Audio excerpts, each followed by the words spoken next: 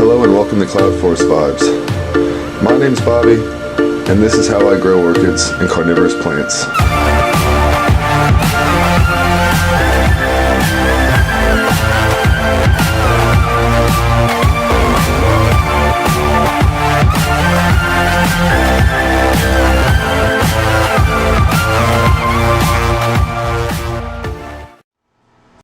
Hello and welcome to Cloud Forest Vibes.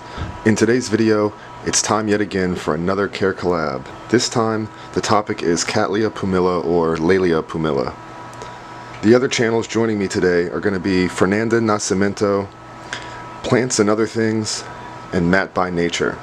All three of which great growers. I know they all grow lots of Cattleya types, and I am interested to see if anybody has blooms. I do not, unfortunately. I think my plant, as many have pointed out, is still a bit too young, but nonetheless, I am here a part of this. This is my second season with the plant, so hopefully I can help provide insight and help you guys with some of the culture and care, at least my culture and care, for this plant. Now, we can zoom in here because I've got it all prepped and ready and front and center. This is my Cattleya pumila, and before I go into details about my plant specifically, I'm going to go ahead and get into the species-specific details that I found online from my resources. So, Cattleya pumila or Laelia pumila is found in Brazil at elevations of 600 to 1300 meters, low down on trees in swampy woods with some shade and high humidity as a miniature-sized, warm to cool growing epiphytic species that blooms in the fall with one or two long-lasting, showy, fragrant, they say light floral scented flowers, and it does like more shade and higher humidity than a lot of others in this genus. They're recommended to be grown on a tree fern mount, a large tree fern mount, and given bright light, cool to warm temperatures, plenty of water while in growth, followed by a dry winter rest. I got this plant in the spring of 2020 as a near blooming size seedling from Hauserman Orchids. Mine is the regular variety, but it is a named variety cross, or whatever you want to call it. It is Humongous by Super Dark, but it is a true Cattleya pumila. There is also an alba variety. This version of this, the normal variety, has pink and purplish blooms, or a two-tone light and dark pink bloom, however you want to look at it. And the alba variety is white. When I first got this plant, due to the research, seeing how it said it was a much more moist growing Cattleya than other types, I had this mount here chocked full of sphagnum moss, zombie moss to be specific, for the first year, and though the plant did grow well, it definitely grew better this year once I have plucked all the zombie moss off. As you'll see, this mount is bare, just like all my other Cattleyas for the most part, and that is how it wants to stay. I do water this thing every day, but I will get into that here in just a moment. The absolute only change I'm considering at some point making with this orchid is once it does come off of this piece of bark, I may actually try it on a piece of tree fern, being that that is what it's recommended to grow on, and see how it does. So far I've got a couple other Cattleya types I've recently got that I'm trying out on tree fern pieces, and so far they are doing outstanding. So this one I do have high hopes for, and hopefully if I do get it remounted in the next couple years, it will be on a piece of tree fern. As the details earlier mentioned, this is a high humidity loving species coming from a swampy area, so it is perfect for my tent. It likes 80+% humidity. That's its real happy place, and my tent stays about 84 to 86% humidity just about year round. It does prefer warmer temperatures, but it will be okay in intermediate. That's how I grow it, and that again is definitely going to be its happy place.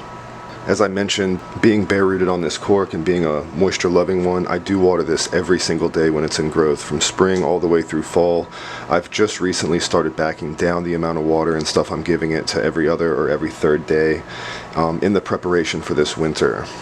I haven't rested this plant before, but I guess according to ISOP it does need a rest. According to several growers I've spoken to, Michael McCarthy and a few others, it's a summer fall blooming orchid. It shouldn't really require a rest, but I am going to try it out, at least a light rest this season. I'm probably only going to water this thing twice a week at most and see how it does. As for feed, I would recommend feeding it very low and very often. It will take mid-level feed, or for me mid-level feed, that's about 150, 180 parts per million, once a week or so. But I like to cut that about in half. I do about 80 parts per million now for just about everything across the board. And I just water it, and I feed it about twice a week. For this, like I said, when it's in heavy growth, I may even feed this every other day. As far as supplements go, kelp, cal mag, cal nitrate, all about 30 to 40 parts per million. Sometimes I mix it with the feed, sometimes I don't. Sometimes I feed it on its own, and just like all my other orchids, this thing gets flushed very regularly, probably once every other week at least. Again, no blooms for me. It is a young plant, but again, I think we may have luck in the next season or two. It's starting to get close to mature size, I believe. And hopefully, since it's got 2 directions of growth, when it does bloom, we'll get multiple blooms on this thing. I would absolutely love to see that. Specimen plants of this are absolutely spectacular. Marnie Turkel was kind enough to share some photos with me that I'm going to throw up here in a minute so you can see the different blooms. The regular variety, again, being the pink one, and the Alba variety being the white one. So I guess I'm going to have to try to look out for an Alba variety. It would be really neat to have both. I am very partial to both of those blooms, but again, once they get to a specimen size or even a larger size plant with multiple blooms, it really is a spectacular sight to see these things. That is about all the cultural info and plant info I have on my end. I am going to go ahead and get the camera off the tripod here, and as always, we'll take a nice close look at this thing as I wrap out this video. So as mentioned before, this is she, and it is a beautiful orchid. I'm going to go ahead and zoom in so you guys can see all the goodness. Again, I do have 2 directions of growth coming from this thing.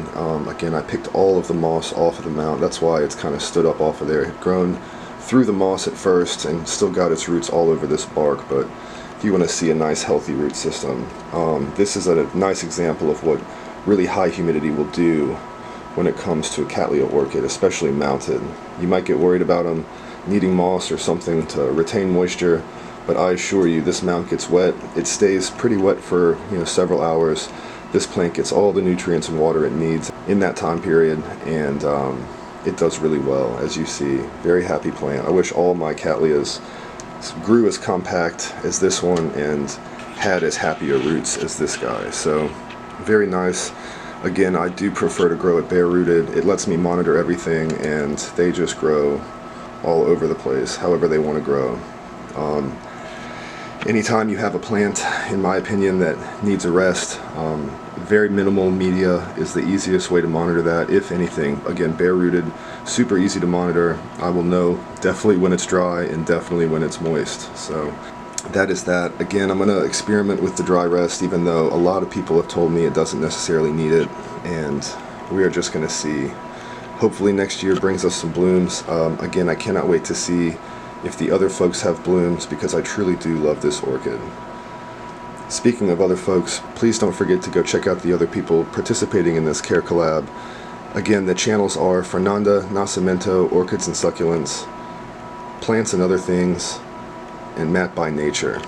And I'm sure at least one of them are going to have blooms, or buds probably. They're, again, great growers, so I would be surprised if we're all looking like this.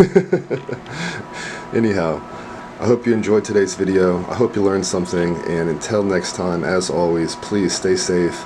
Thank you so much for being a part of my channel, and happy growing, guys.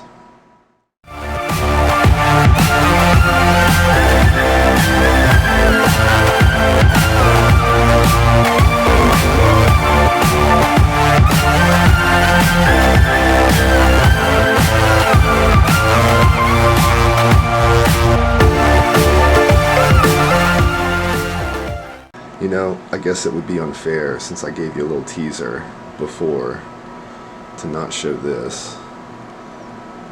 That is my BC Maikai Louise. So, not the topic, but definitely something pretty to go out on. Why don't we zoom in on that? You guys will see this in an upcoming update, but one of my favorite Cattleya types. Just love it. Alright guys, see ya.